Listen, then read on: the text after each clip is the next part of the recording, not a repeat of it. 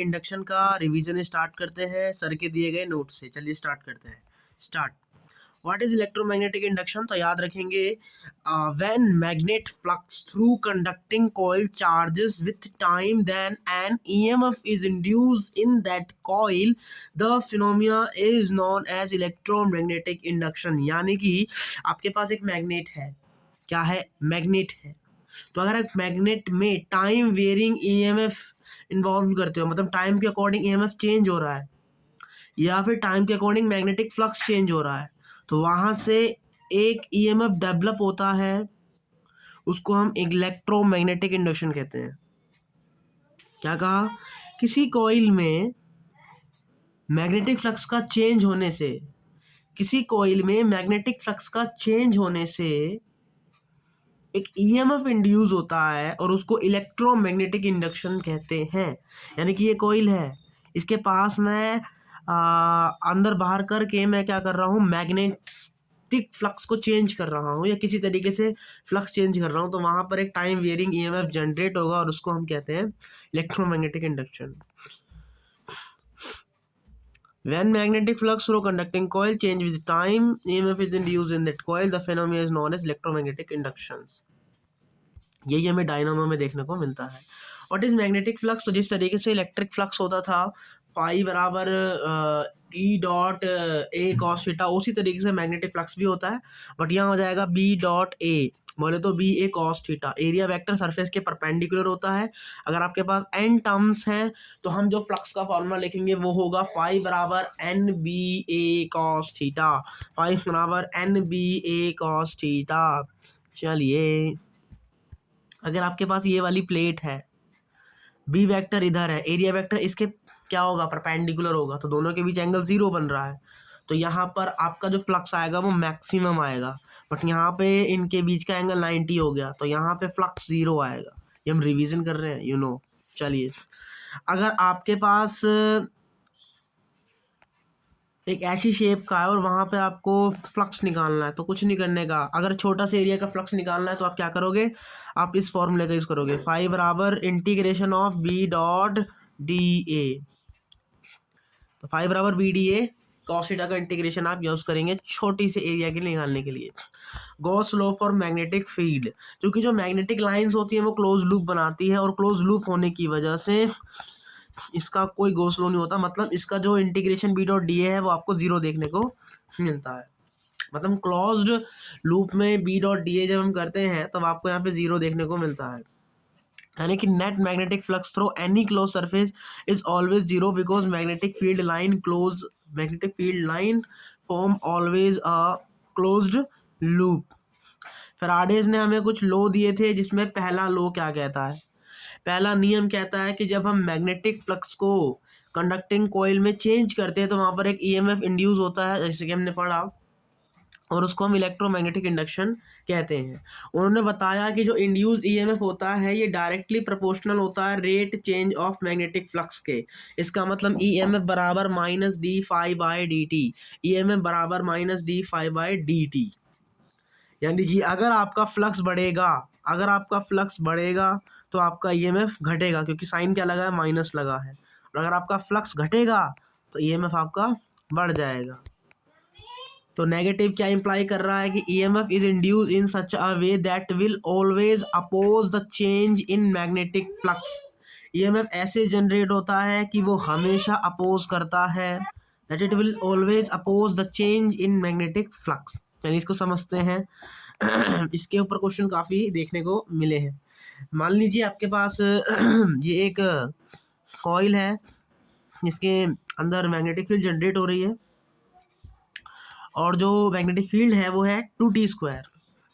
तो आपको यहाँ पे ईएमएफ निकालना है, तो अभी बताया था हमने, जो ईएमएफ होता है वो minus D phi by D T के बराबर होता है।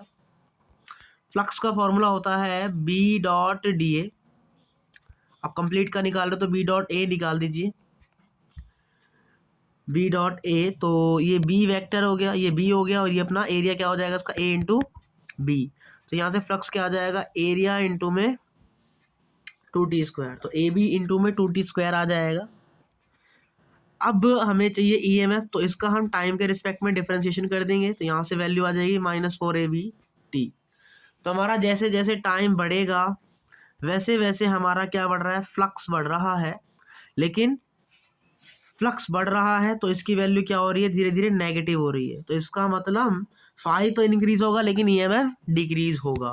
फाई इंक्रीज करेगा लेकिन हमारा जो ईएमएफ है वो क्या करेगा, यहाँ पे डिक्रीज करता हुआ नजर आएगा। तो अगर आपसे डायरेक्शन पूछते हैं कि डायरेक्शन क्या होगी ईएमएफ की, तो हम कैसे निकालते हैं डायरेक्शन को, हमने पढ़ा है डायरेक्शन के लिए हम यूज़ करते हैं राइट हैंड वही rule.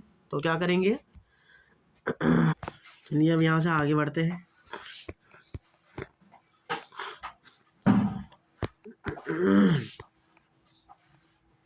Average EMF, average current and total charge flow. अगर आपसे एवरेज पूछता है तो क्या करोगे, ईएमएफ बराबर del phi upon delta T लगेगा। ये चेंज इन फ्लक्स है, ये चेंज इन टाइम है, बस और कुछ नहीं है। आई का फॉर्मूला क्या होता है, ईएमएफ बट्टे में रेसिस्टेंस। तो ये ईएमएफ आ गया, इसको हम आर से डिवाइड कर देंगे तो हमें आई एवरेज मिल जाएगा, जो कि टोटल चार्ज फ्लो को हमें बताएगा। अगर आपको चार्ज निकालना है तो वो होता है क्यू बराबर आई इंटू में टाइम। तो आई आप यहाँ से लिख देंगे, टाइम से मल्टीप्लाई कर देंगे, टाइम से टाइम कटा तो यहाँ से अपना फॉर्मूला आ जाएगा चार्ज का, डेल फाई अपॉन में आर। इस पे क्वेश्चंस कैसे आते हैं, मान लीजिए आपको फाई दिया है 10 वेबर से 40 वेबर, तो डेल फाई क्या आ जाएगा यहाँ से 30 वेबर। और चेंज इन टाइम कितना दिया, 3 सेकंड। तो ईएमएफ एवरेज कितना आ गया हमारा 10 वोल्ट। ईएमएफ आ गया, रेसिस्टेंस दिया है तो आर बराबर क्या होता है वी अपॉन आर, मतलब 10/5। तो यहाँ से एम्पियर कितना आ गया 2 ओम। और चार्ज कैसे निकालते हैं, डेल फाई अपॉन आर करके। तो डेल फाई कितना आया था 30 बट्टे में रेसिस्टेंस, तो कितना आ गया गुलाम 6 गुलाम। I hope this is clear. आगे है हमारा लेंज लो। लेंस ने एक नियम दिया था, जस्ट लाइक फैराडे की तरह ही इन्होंने कहा था कि जो इलेक्ट्रोमैग्नेटिक इंडक्शन होता है वो ऐसे अकर होता है जो it will oppose the cause by which it is generated. ये क्या करता है, जिसके द्वारा ये जनरेट होता है उसी का ही अपोज करता है। कौन, इलेक्ट्रोमैग्नेटिक इंडक्शन। ईएमआई ऐसे अकर्स होता है कि वो जो है अपना हमेशा अपोज करेगा जिसके द्वारा वो जनरेट हुआ है। जैसे हम इसकी बात करते हैं, ये रोड इधर आ रही है, तो रोड इधर आने की वजह से होगा क्या, ये ऐसे फ्लो कर रहा है, जो मैग्नेटिक फील्ड है वो इधर आ रही है, इसका मतलब जिधर आती है वो साउथ होता है। आपको पता होगा नॉर्थ से निकलती है और साउथ में आ जाती है। इसका मतलब ये जो डायरेक्शन हमें दी है उसके अकॉर्डिंग मैग्नेटिक फ्लक्स इसमें एंटर कर रहा है, इसका मतलब ये साउथ है और ये नॉर्थ है, और ये भी ये नॉर्थ है ये साउथ है, तो ये क्या हो गया नॉर्थ, और ये भी क्या हो गया नॉर्थ। तो नॉर्थ और नॉर्थ आपस में क्या करेंगे, रैपल करेंगे। तो आपस में क्या करेंगे ये रेपल, तो यहाँ पे क्या होगा रेपल्शन होगा। लेकिन होना क्या चाहिए रेपल्शन, जो कि इसका नेचर टेंडेंसी होना चाहिए, लेकिन ये क्या करेगा इसका अपोज करेगा। तो यहाँ पे आपको अट्रैक्शन देखने को मिलेगा, ठीक है। सॉरी, यहाँ पे आपको क्या देखने को मिलेगा, रिपल्सन देखने को मिलेगा। कैसे, ये खुद देखो ना, ये इसके पास में आना चाहता है, जो मैंने बताया वो सॉरी मिस्टेक है वो, ये इसके पास में आना चाहता है तो ये क्या करेगा इसका अपोज करेगा, मतलब इसे दूर भगाएगा, मतलब इसका रिपल्सन करेगा। तो अगर ये नॉर्थ है तो ये भी क्या हो जाएगा नॉर्थ बन जाएगा, और ये क्या बन जाएगा साउथ बन जाएगा। और डायरेक्शन क्या होती है नॉर्थ से साउथ हो जाएगी, इधर की तरफ। अब ये क्या कर रहा है, इसे दूर जा रहा है तो इसे अपने पास बुलाएगा, तो यहाँ पे क्या आ जाएगा साउथ आ जाएगा, यहाँ पे क्या आ जाएगा नॉर्थ आ जाएगा। और डायरेक्शन क्या होती है नॉर्थ से साउथ होती है। ऐसे यहाँ भी करना है, ये क्या कर रहा है पास में आ रहा है तो उसे दूर भगाएगा, यानी नॉर्थ बन जाएगा या साउथ बन जाएगा। तो बेसिकली कुछ नहीं करना, पास में आ रहा है तो दूर कर दो, दूर आ रहा है तो पास में लगा दो। ये हमारा लेंस लो कहता है, ठीक है। चलिए आगे बढ़ते हैं, छोटा चैप्टर है ज़्यादा बड़ा नहीं है। अगला है मोशनल ईएमएफ।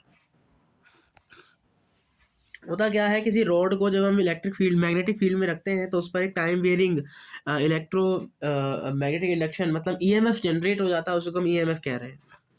ये अगर मैं इस रोड को घुमाऊं और मैग्नेटिक फील्ड को कांस्टेंट कर दूं, तो रोड के घूमने की वजह से भी वहाँ पर एक मोशनल ईएमएफ जनरेट हो जाएगा, एक ईएमएफ जनरेट हो जाएगा जिसको हम मोशनल ईएमएफ कह रहे हैं।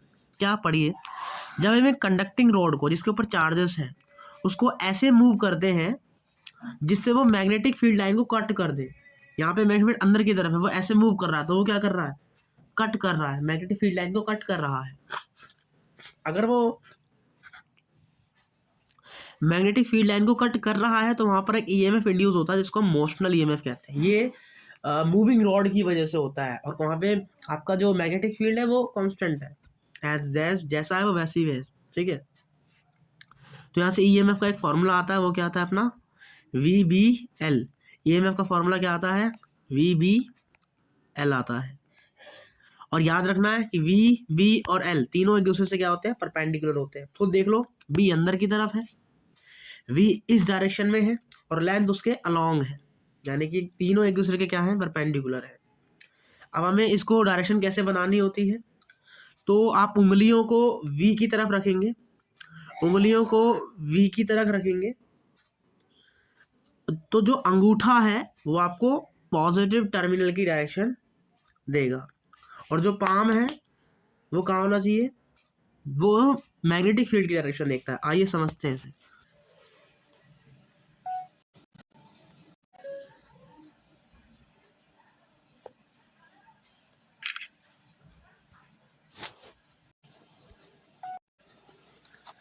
तो ये हमारा हाथ है, तो हमने क्या बताया, ये जो उंगलियां हैं वो वेलोसिटी की डायरेक्शन में रखनी है, पाम मैग्नेटिक फील्ड की तरफ होना चाहिए, तो ये जो अंगूठा है वो आपको पॉजिटिव टर्मिनल देगा। मान लीजिए वेलोसिटी इधर है, मैग्नेटिक फील्ड अंदर की तरफ है, तो जो डायरेक्शन है अंगूठे की वो ऊपर की तरफ आ रही है, तो हमारा जो पॉजिटिव टर्मिनल है वो ऊपर की तरफ होगा। आइए आप समझ पा रहे हैं, यानी कि और अगर वेलोसिटी इधर है, मैग्नेटिक फील्ड बाहर की तरफ है, तो पॉजिटिव टर्मिनल क्या आ रहा है, भी अंदर ऊपर की तरफ आ रहा है। तो हम जो है ऐसे निकालते हैं,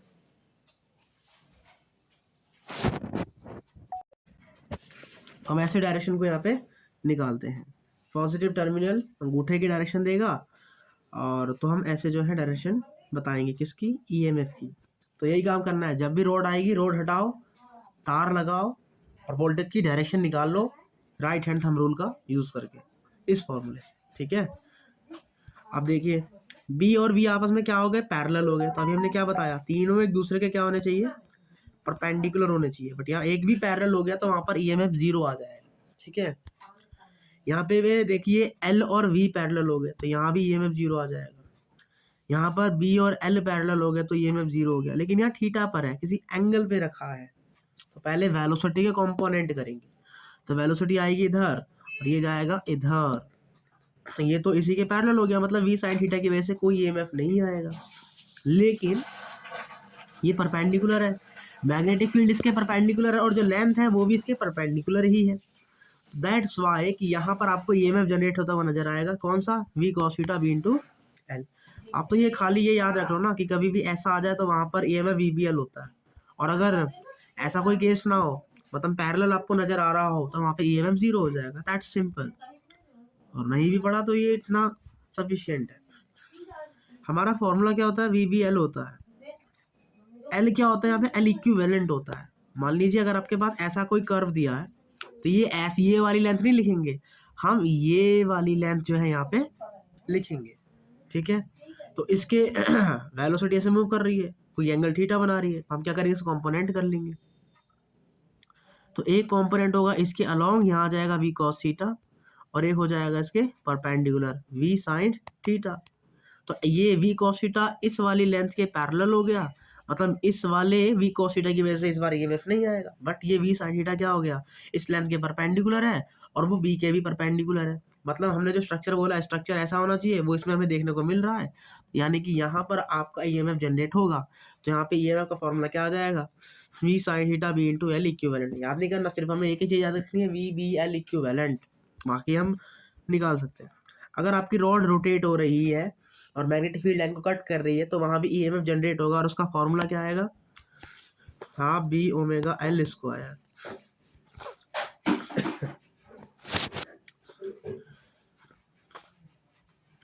तो यहाँ पर आपको रोटेशन ये देखने को मिलेगा, ठीक है। और डायरेक्शन वैसे निकालते हैं जैसे हमने सीखा, पॉजिटिव टर्मिनल अंगूठा देगा, डायरेक्शन हम जैसे निकाल रहे थे वैसे ही निकालेंगे।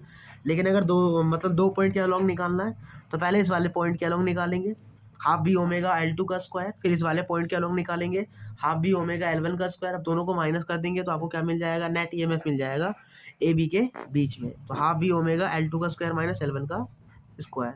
याद रखेंगे L2 और L1 की जो दूरी है वो आप एक्सिस ऑफ रोटेशन से लेते हैं, जहाँ से वो रोटेट करेगा वहीं से वो डिस्टेंस लेंगे और कहीं से नहीं ले सकते।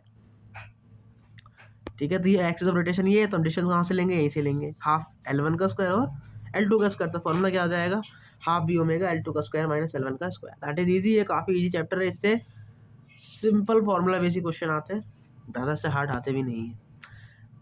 या फिर ये स्टेटमेंट में पूछेगा, उसके लिए कंसेप्ट होना चाहिए और नोट्स में कॉन्सेप्ट सब लिखा है। Induced electric field, induced electric field होती क्या है, जब मैग्नेटिक फील्ड इन स्पेस, जब स्पेस में मैग्नेटिक फील्ड टाइम के साथ वेरी होती है।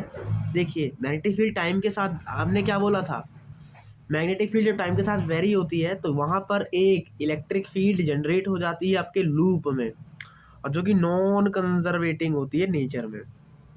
और इलेक्ट्रिक फील्ड लाइन जो होती है एक क्लोज लूप बनाती है। इस बार इलेक्ट्रिक फील्ड लाइन यहाँ पे क्या बनाती है, क्लोज लूप बनाती है। पता नहीं यहाँ गॉस लॉ लगेगा नहीं, तो यहाँ पे क्या लगेगा, इलेक्ट्रिक फील्ड लाइन हमारा क्लोज लूप बनाती है। तो होता क्या है, आपके पास एक कॉइल है मान लेते हैं, तो उसमें मैग्नेटिक फील्ड तो यहाँ तक ही होगी, लेकिन अगर आप मैग्नेटिक फील्ड को टाइम के अकॉर्डिंग चेंज कर रहे हो तो इसकी वजह से एक इलेक्ट्रिक फील्ड जनरेट हो जाएगी, जो कि इसके बाहर तक इनफाइनाइट तक फैलेगी। जहाँ तक इसका रेंज होगा वहाँ तक आपको इलेक्ट्रिक फील्ड नज़र आते हुए नज़र आएगी। लेकिन मैग्नेटिक फील्ड तो सिर्फ यहीं तक होगी, लेकिन जो इलेक्ट्रिक फील्ड है वो इसके काफ़ी बाहर, जीरो से इन्फिनिटी तक, मतलब यहाँ से बाहर तक आपको देखने को मिलेगी। कौन, इंड्यूस्ड इलेक्ट्रिक फील्ड। और वो क्या बनाती है, क्लोज लूप बनाती है।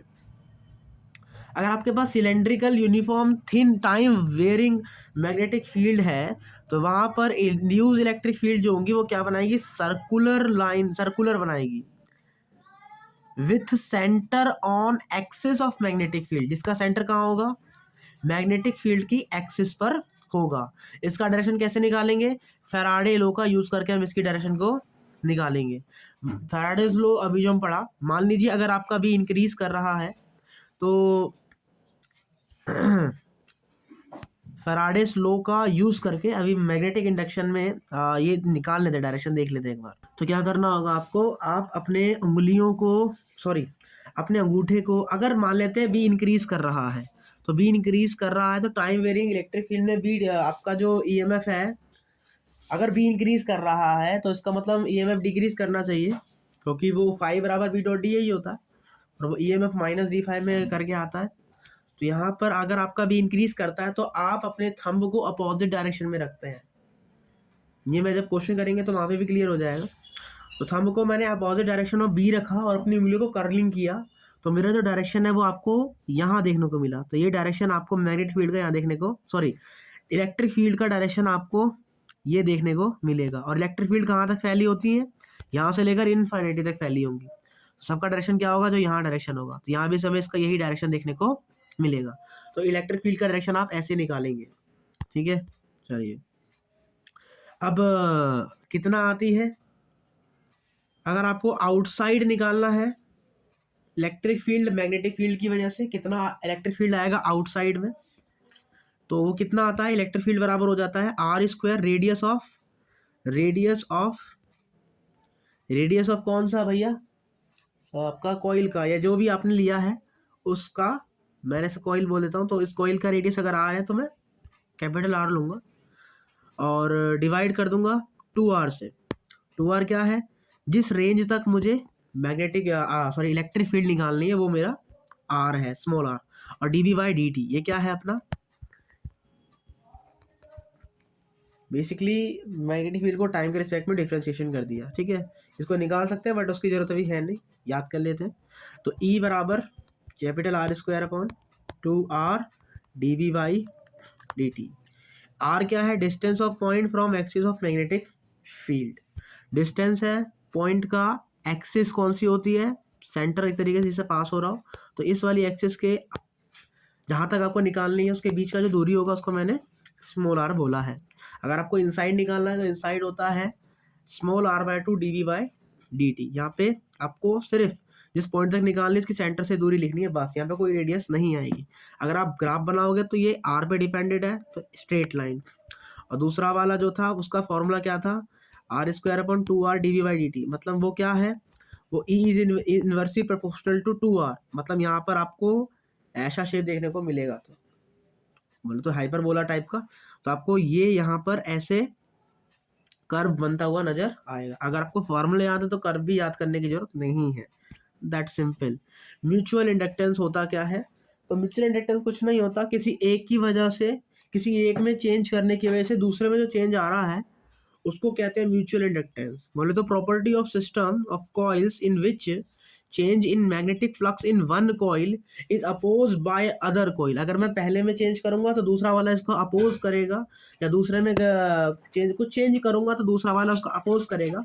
इसी प्रॉपर्टी को म्यूचुअल इंडक्टेंस कहते हैं। क्या कहते हैं इसको, म्यूचुअल इंडक्टेंस कहते हैं।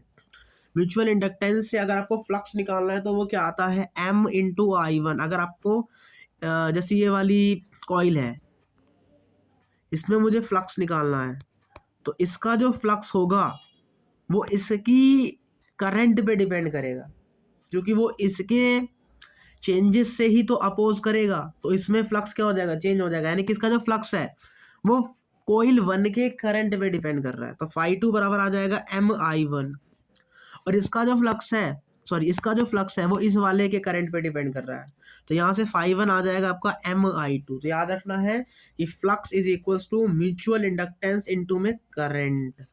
इसके क्वेश्चन करेंगे, समझ में आ जाएगा करना कैसे। इसका यूनिट होता है हेनरी। ये म्यूचुअल इंडक्टेंस है, ये मैग्नेटिक मोमेंट नहीं है, ये म्यूचुअल इंडक्टेंस है। इसका यूनिट होता है हेनरी। अगर आपको ईएमएफ निकालना है तो ईएमएफ क्या होता है, D phi by D T. इसका डिफरेंशिएशन करेंगे टाइम के रिस्पेक्ट में, you will got your EMF. जिसमें भी पूछेगा you can find it as well as, जितना भी आप पूछा जाए निकाल सकते हो। चलिए क्वेश्चन कर लेते हैं। ओके मुझे क्या पूछा है, मुझे फ्लक्स वन पूछा है, मुझे यहाँ पे फ्लक्स निकालना है और करंट मुझे यहाँ पे I2 दे रखी है। तो मुझे इसमें फ्लक्स निकालना है। क्या निकालना है मुझे, इसमें फ्लक्स निकालना है। कभी भी ऐसा क्वेश्चन अगर आपको आए और क्वेश्चन में जो करंट आपको दी है वो हमेशा बड़े वाले लूप की आपको माननी है, तो बड़ा वाला लूप ये है, तो इसी की करंट मैंने क्या मानी, I2 मानी। अब क्या, अब इसमें फ्लक्स पूछा है, तो फ्लक्स क्या होता है, Fi बराबर बी डॉट ए होता है एक तरीके से। अगर आपको वो फॉर्मूला याद नहीं है डोंट वरी, फाई बराबर क्या होता है, बी इंटू एरिया होता है। मैग्नेटिक जो फील्ड है, मतलब इसमें जो फ्लक्स आएगा वो इसकी वजह से आएगा, बड़ी वाली कोयल की वजह से। तो बड़ी वाली कोयल का हम यहाँ पे क्या लिखेंगे, बी लिखेंगे। बड़ी वाली कोयल की वजह से मैग्नेटिक फील्ड लिखेंगे, मैग्नेटिक कितना वैल्यू आएगा वो लिखेंगे। इसमें मुझे फ्लक्स निकालना है तो मैं इसका एरिया लिखूंगा छोटे वाले का। और अपन जानते हैं जो B2 आता था वो नंबर ऑफ टर्म्स एक की वजह से आता था। अगर मेरे पास N2 नंबर ऑफ टर्म्स है तो मेरा जो मैग्नेटिक फील्ड आएगा वो N2 टाइम्स हो जाएगा, और इसका फ्लक्स भी क्या हो जाएगा, इस वाले के टर्म्स का N1 टाइम्स हो जाएगा। तो यानी कि मेरा फ्लक्स क्या आ गया यहाँ से, N1 N2 B2 A1, ये आ गया बेसिकली। फिर से देखते हैं, कुछ नहीं है। फाई बराबर क्या होता है, बी इंटू एरिया होता है, पढ़ के आए, ठीक है। बी इसकी वजह से निकालेंगे, और किस पे निकाल रहे हैं, छोटे वाले पर निकाल रहे हैं, तो छोटे वाले का एरिया लिखेंगे। इस पर क्वेश्चन जरूर आता है। तो बस, तो B2 निकाल लेते हैं। बड़े वाले कॉइल की वजह से B2 कितना आता था, उसके सेंटर पर अभी पढ़ा भी था हमने कल ही, mu naught I upon 2R। क्या आता था, mu naught I upon 2R। अगर नंबर ऑफ टर्म्स एक है और इसका रेडियस कितना दिया हमें, B दिया है, सॉरी B आएगा, पाई नहीं आता। लेकिन नंबर ऑफ टर्म्स इसने हमें दे दिए हैं, तो आप क्या करोगे, उस नंबर ऑफ टर्म्स से मल्टीप्लाई कर दोगे। करंट हम ये लिखेंगे, तो ये क्या हो गया हमारा, बेसिकली B2 का वैल्यू निकाल लिया। अब एरिया निकाल लेते हैं। इस छोटे वाले का एरिया क्या होगा, पाई आर स्क्वायर। रेडियस क्या है, ए है, तो पाई ए स्क्वायर आ गया। या आपने B2 का वैल्यू निकाल लिया। इसमें भी नंबर ऑफ टर्म्स N1 दिए, तो उससे मल्टीप्लाई कर दो। और अब इसके बीच का एंगल देखिए, ये दोनों क्या है, एक दूसरे पे सेंटर्ड है। एक दूसरे पे सेंटर्ड होने का मतलब है एक दूसरे के ऊपर चिपक गए हैं, तो चिपक गए, उनके बीच का एंगल मतलब कुछ होगा नहीं, और उनके बीच का एंगल कुछ होगा नहीं, तो इसका मतलब यहाँ पे क्या होगा, कॉस 0 होगा, कॉस 0 क्या हो जाएगा यहाँ पे 1 हो जाएगा। तो बेसिकली यहाँ से हमारा फाई 1 का वैल्यू क्या आ जाएगा n1 mu naught n2 i2 upon 2b pi a square. अपन ने फॉर्मूला क्या पढ़ा है, फाई बराबर होता है एम आई, जैसे 1 पे निकाल रहा हूँ तो करंट 2 में आएगी, तो करंट अगर 2 में आएगी तो हम यहाँ से करंट को अगर मैं अलग कर दूँ, यहाँ लिख दूँ और बाकी सबको एक साथ लिख दूँ, mu naught n2 upon 2b pi a square. तो ये जो पूरी वैल्यू है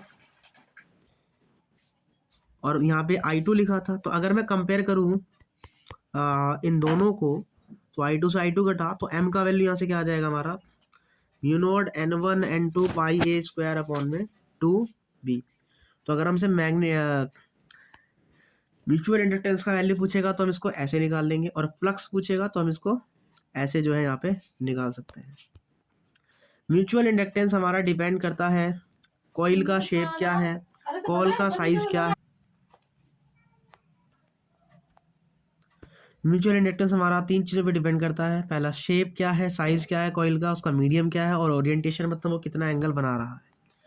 mutual inductance of a coaxial solenoid, मतलब हमने दो सोलेनोइड को एक दूसरे की एक्सिस पे रख दिया है, तो वहाँ पर जो म्यूचुअल इंडक्टेंस का फॉर्मूला आता है वो आता है mu not n1 n2 into में वॉल्यूम, वॉल्यूम होता है एरिया इंटू में लेंथ, n1 क्या होता है number of turns upon length, number of turns upon length. तो अब उसकी वैल्यू को पुट कर दोगे तो आपका ये फॉर्मूला आ जाएगा, याद करने की जरूरत नहीं है, हमें सिर्फ याद होना चाहिए number of turns upon length. और ये हमें यहाँ पे याद रख लेना है कि mutual inductance is equals to mu not n1 n2 into में एरिया इंटू में लेंथ। ये होता है कोएक्सियल सोलेनोइड्स के लिए। अगला है ट्रांसफार्मर। ट्रांसफार्मर क्या काम होता है, वोल्टेज को कम करना या वोल्टेज को कम करना या ज़्यादा करना। अगर जहाँ हमें वोल्टेज ज़्यादा करने हैं वहाँ पर हम नंबर ऑफ टर्न्स को बढ़ा देंगे, जहाँ वोल्टेज कम करना है वहाँ पर हम नंबर ऑफ टर्न्स को कम कर देंगे। तो यहाँ से रिलेशंस कुछ आते हैं। पहला रिलेशन क्या, V2 by V1 is equals to N2 by N1।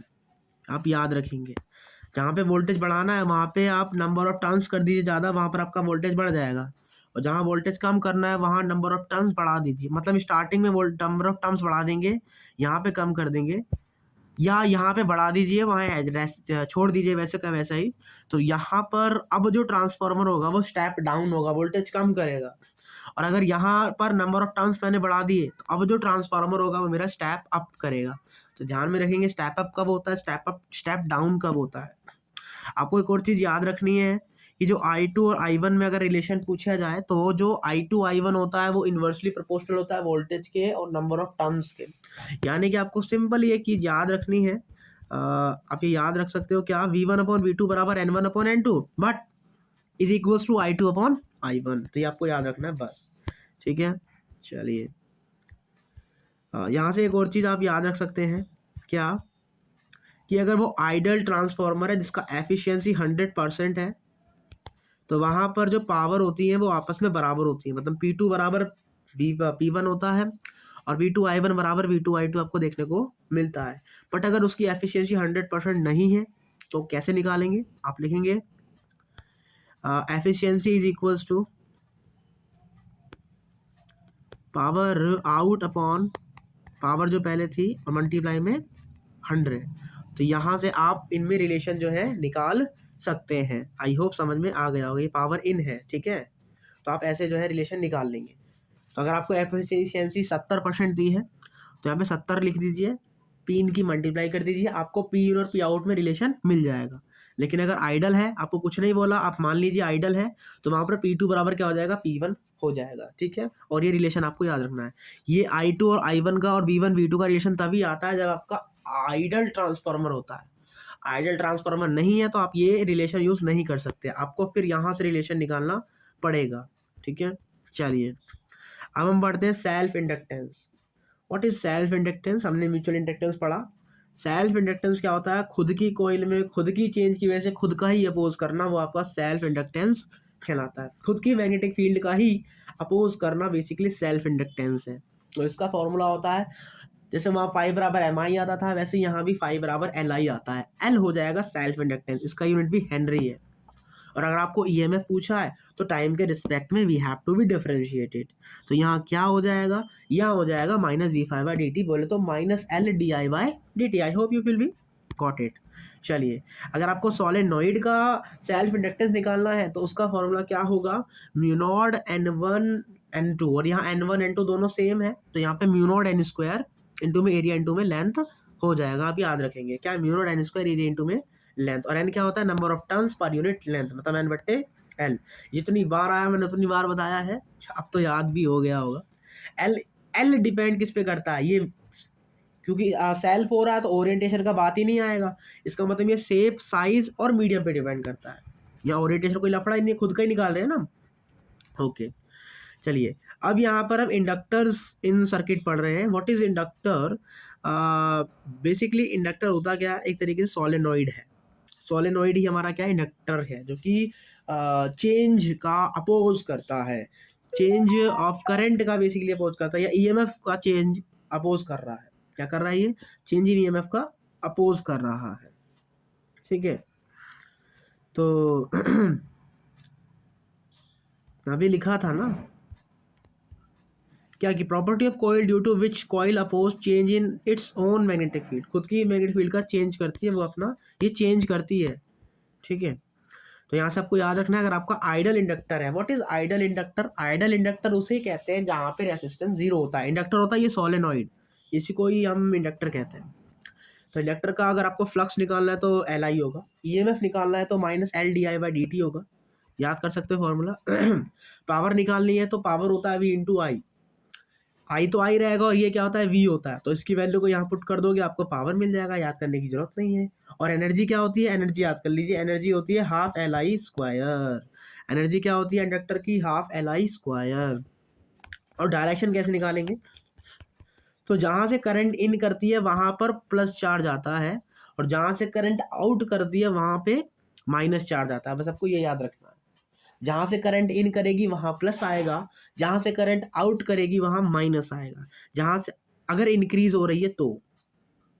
लेकिन अगर डिक्रीज होगी तो ये जहां से इन करेगा करंट वहां माइनस आएगा, और जहां से आउट करेगा वहां प्लस आएगा, क्योंकि वो अपोज करता है ना। तो याद रखेंगे, अगर आई इंक्रीज कर रहा है तो जहां से एंटर होगा वहां प्लस और दूसरे में माइनस, और अगर आई डिक्रीज कर रहा है तो जहां से एंटर होगा वहां माइनस और वहां से प्लस।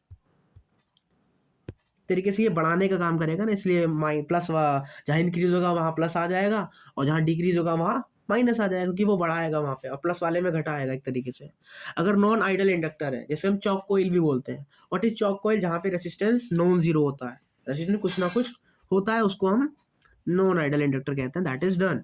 चलिए, कॉम्बिनेशन ऑफ इंडक्टर, जब हम दो इंडक्टर को जोड़ते हैं, अगर वो सीरीज में जुड़ रहे हैं तो ये रेसिस्टेंस की तरह होते हैं। ये किसकी तरह होते हैं, रेसिस्टेंस की तरह। तो अगर रेसिस्टेंस भी सीरीज में होते हैं, हमने करंट में पढ़ा है, तो हम डायरेक्टली क्या कर देते हैं, ऐड कर देते हैं। उसी तरीके से हम इंडक्टर को भी क्या कर सकते हैं, ऐड कर सकते हैं। तो यहाँ से एल इक्विवेलेंट क्या आ जाएगा हमारा, L1 plus L2। I hope this is clear.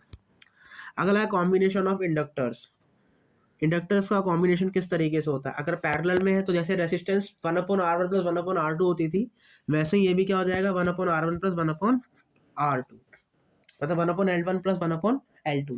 अगर आपको इस वाले में करंट बतानी है तो जिस तरीके से आपने करंट निकाली थी किसमें, रेसिस्टेंस में, कि जैसे मुझे इसमें करंट चाहिए तो मैं सामने वाले का रेसिस्टेंस लिखता था, बट्टे में टोटल रेसिस्टेंस लिखता था, उसी तरीके से इसमें भी होता है। जैसे मुझे इसमें करंट पूछी है तो मैं सामने वाले का इंडक्टर का वैल्यू लिखूंगा और फिर सम कर दूंगा दोनों का, और जो इनिशियल में करंट आई थी उससे मल्टीप्लाई कर दूंगा, तो मुझे किसका वैल्यू मिल जाएगा, इसमें करंट मिल जाएगा। ठीक है, तो मुझे इसका वैल्यू यहाँ पे क्या हो जाएगा, मिल जाएगा। समझ में आया हो तो ठीक है, वरना आप ये फॉर्मूला याद कर लीजिए, फिर कितना याद करोगे, समझ ही लो, इससे अच्छा तो आगे बढ़ते हैं। अब अगला है हमारा LR चार्जिंग सर्किट। क्या है हमारा LR चार्जिंग सर्किट, ये करंट में भी हमने सीखा है।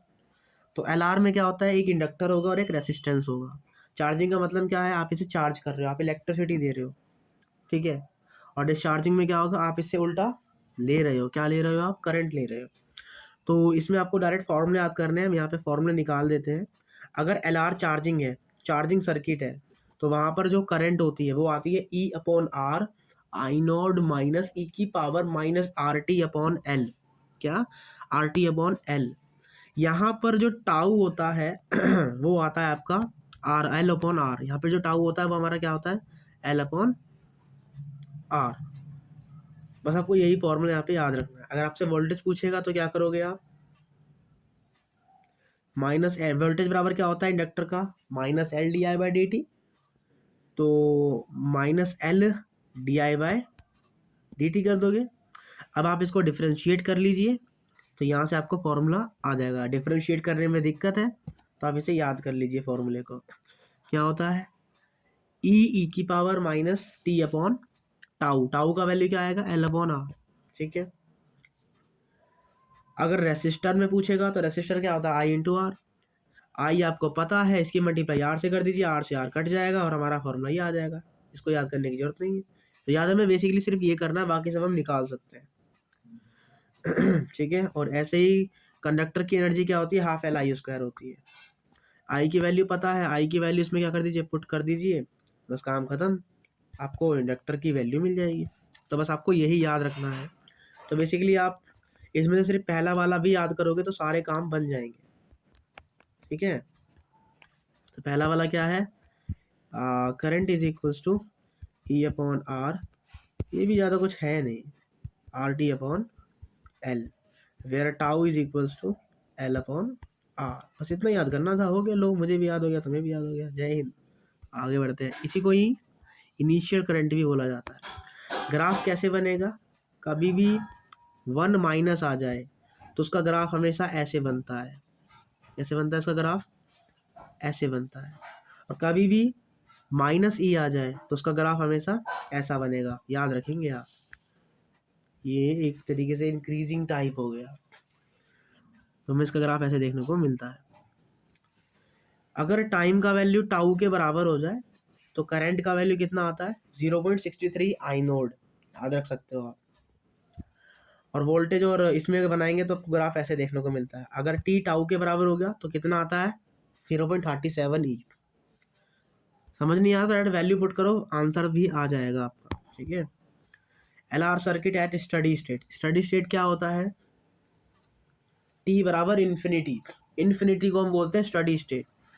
तो स्टडी स्टेट पे जो इंडक्टर होता है वो एक स्ट्रेट वायर बन जाता है, और टी बराबर 0 पर ये टूट जाता है और ब्रोक हो जाता है। और फिर यहाँ से करंट बहेगी नहीं, क्योंकि तार आपका टूट गया बीच से। ठीक है ना। अगर आपका डिस्चार्जिंग सर्किट है तो अभी बताया, अगर डिस्चार्जिंग सर्किट होता है तो वहां पर फॉर्मूला आ जाता है आई बराबर आई नोड ए की power minus R T upon L. और आई नोड की वैल्यू क्या होगी? ए अपॉन आर होगी। सिंपल, खत्म। और हीट लॉस कैसे निकालते हैं? हाफ एलाइज कर करके हम क्या निकाल लेते हैं? हीट लॉस निकाल लेते हैं।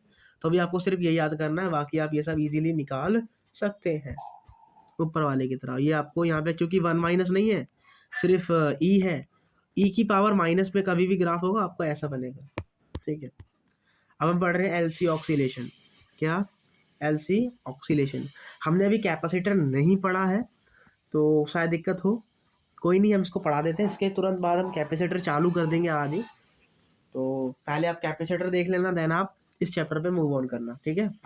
तो व्हाट इज एलसी ऑक्सीलेशन? तो एलसी ऑक्सीलेशन होता क्या है?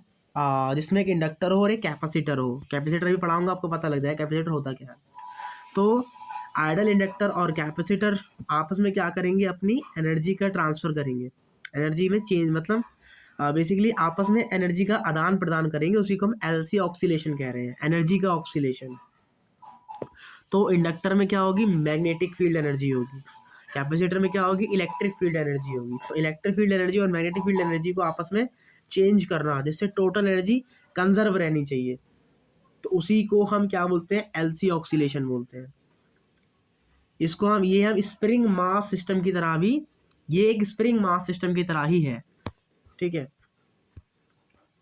चलिए, अभी हम एसएचएम भी पढ़ेंगे, आज ही पढ़ना है एसएचएम भी, तो आपको समझ में आ जाएगा यहाँ मैंने क्या बताया है। तो सबसे पहले कैपेसिटेंस पढ़ेंगे, फिर एसएचएम आएगा, उसके बाद आप ये वाला वीडियो देख लेना। ठीक है। वीडियो तो पढ़ा रहता है एज योर विश, कभी भी देखो, पेपर के बाद मत देखना बस। ठीक है। चलो। तो यहाँ पे याद रखते हैं, क्या चीज़ याद रखनी है हमें, कि जो इंडक्टर होता है वो एक स्प्रिंग की तरह बिहेव करता है, सॉरी उल्टा बोल दिया, जो कैपेसिटर होता है वो स्प्रिंग की तरह बिहेव करता है और इंडक्टर हमारा मास की तरह बिहेव करता है। याद रखना है, जो स्प्रिंग में के कांस्टेंट होता था वो के यहाँ पर 1/c होगा और जो मास है वो एल के बराबर होगा। तो एसएचएम में हम पढ़ते हैं कि जो एम्पलीट्यूड होता है वो क्यू नॉट होता है, ठीक है, और जो एक्स होता था वहाँ पे, यहाँ पे वो चार्ज होता है क्यू। वहाँ पे जो वो वी स्पीड होता था यहाँ पर वो आई होगा, वहाँ पे जो एक्सीलरेशन होता था यहाँ पर D I by D T होगा। तो वहाँ टाइम पीरियड का फॉर्मूला आता था टी बराबर 2π√m/k।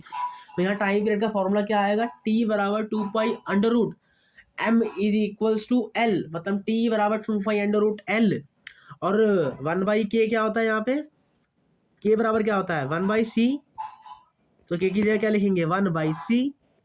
तो यानी कि हमारा टाइम पीरियड का फॉर्मूला क्या आ जाएगा यहाँ से, 2π√में आप ये याद रख सकते हो, ठीक है। ओमेगा बराबर क्या होता था, टाइम पीरियड का उल्टा मतलब 2π/ओमेगा। टी बराबर क्या होता था 2π/ओमेगा, तो ओमेगा बराबर क्या होता था 2π/t या फिर √k/m। तो यहाँ से ओमेगा का फॉर्मूला क्या आ जाएगा 1/√LC।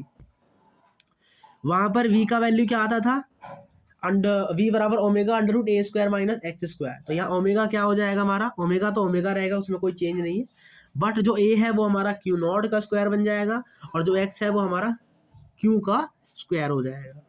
मैक्सिमम स्पीड आती थी ओमेगा, यहाँ पर भी क्या आएगी ओमेगा मल्टीप्लाई में आई सॉरी क्यू नॉट, और वी मैक्स क्या होगा हमारा आई मैक्स के बराबर होगा। और ए एक्सीलरेशन निकालना हो तो यहाँ पे D I by D T हो जाएगा which is equal to Q not omega square. तो कुछ नहीं करना, अगर आपको एसएचएम आता है तो बस आपको ये याद रखना है क्या, कि ए को क्यू नॉट से चेंज कर दो, एक्स को क्यू से चेंज कर दो, वी को आई से चेंज कर दो और ए को D I by D T से चेंज कर दो, के को 1/c से चेंज कर दो और एम को एल से चेंज कर दो। आपको सारा समझ आ जाएगा खेल, ये एसएचएम ही है एक तरीके का। चलिए अब इसको समझते हैं, ये t बराबर 0 पे होगा क्या, जैसे t बराबर 0 पर इसके पास इसका टाइम पीरियड t है तो इसमें कोई करंट नहीं आएगी। तो हमने माना कि इनिशियल में सारी एनर्जी कैपेसिटर के पास थी, मतलब मैंने कैपेसिटर को चार्ज किया है, मतलब इसमें करंट क्या है 0 है। जब भी करंट 0 होगा वेलोसिटी क्या हो जाएगा 0 हो जाएगा और वहां पर मैक्सिमम कंप्रेशन हमको देखने को मिलेगा। लेकिन फिर t बराबर t/4 पर सारी एनर्जी कंडक्टर के पास चली जाएगी और अब जो करंट है वो मैक्सिमम हो जाएगा। करंट मैक्सिमम हो जाएगा तो मेरा वेलोसिटी भी क्या हो जाएगा मैक्सिमम हो जाएगा और जो मेरी स्प्रिंग है वो मेरी नेचुरल लेंथ पे चली जाएगी और कैपेसिटर के पास एनर्जी 0 हो जाएगी। एट t/2 टाइम पर सारी एनर्जी अब किसके पास चली जाएगी, कैपेसिटर के पास। करंट मेरा फिर से 0 हो जाएगा, करंट 0 हो गया इसका मतलब वेलोसिटी भी 0 हो जाएगा, इसका मतलब मैक्सिमम एलोगेशन आएगा। जब भी वेलोसिटी 0 होता है स्प्रिंग के केस में वहां पे सबसे ज्यादा खिंचाव आता है, मैक्सिमम एलोगेशन। अब एट 3t/4 पर क्या होगा, सारी एनर्जी कहाँ चली जाएगी, कंडक्टर के पास, इंडक्टर के पास चली जाएगी, सॉरी कंडक्टर बोला, इंडक्टर के पास चली जाएगी। तो यहाँ पर भी वेलोसिटी क्या हो जाएगी मैक्सिमम हो जाएगी और अब जो लेंथ है वो नेचुरल लेंथ हो जाएगी। यहाँ डायरेक्शन देखिए एक बार, पहले डायरेक्शन थी ये क्यू नॉट था, ये माइनस क्यू नॉट था, ठीक है। फिर ये 0 0 बन गया, मतलब माइनस से प्लस करंट फ्लो होता है तो करंट यहाँ जाएगा, डायरेक्शन ये थी। लेकिन फिर क्या हुआ, अब इसका करंट 0 हो जाएगा, अब ये क्यू नोड था तो बट t/2 पर ये वाला माइनस क्यू नोड हो जाएगा। अपना जो प्लस और माइनस टर्मिनल था वो कैपेसिटर चेंज कर लेगा, तो यहाँ माइनस क्यू नोड आ जाएगा और यहाँ पे क्यू नोड आ जाएगा। फिर उसके बाद क्या होगा, ये 0 0 बन जाएगा और करंट अब जब फ्लो होगी माइनस से प्लस, मतलब अब करंट यहाँ फ्लो होगी। उसी तरीके से रिंग में देखिए, स्प्रिंग में क्या होता है, सबसे पहले मैक्सिमम कंप्रेस होगा, फिर वेलोसिटी मैक्सिमम जब मिलेगी तो वो इधर की तरफ मूव करेगा, उसकी डायरेक्शन इधर होगी। फिर उसके बाद वेलोसिटी जीरो हो जाएगी, मैक्सिमम एलोगेशन आएगा। कंप्रेशन क्या होता है? खिंचाव। एलोगेशन क्या होता है? दबाव, अंदर की तरफ प्रेशराइज करना। और फिर जब सारी एनर्जी इंडक्टर के पास चली जाएगी, तो वी मैक्सिमम है वो मेरा क्या हो जाएगा? स्प्रिंग के पर प्रेशर डालेगा, मतलब डायरेक्शन इधर आएगी। ये डायरेक्शन आप यहाँ पे ध्यान में रख सकते हैं। पहले अगर डायरेक्शन इधर प्लस था तो T/2 पर या एक चक्कर के बाद, एक चक्कर हो गया ना पूरा, ये वाला माइनस टाइम हो जाएगा और ये वाला प्लस टाइम हो जाएगा। ठीक है, तो I hope this is be clear. And अपने थ्योरी यहाँ पे रिवाइज कर ली है। ऐसे जब अगर आपको आता है तो ये रटने में, मतलब इसको समझने में दिक्कत नहीं होगा। चलिए, थैंक यू। और ये सर का लेक्चर था, मतलब सर के द्वारा ये नोट्स था। We have just revise it. Question करते हैं, तब तक टाटा बाय बाय, जय हिंद।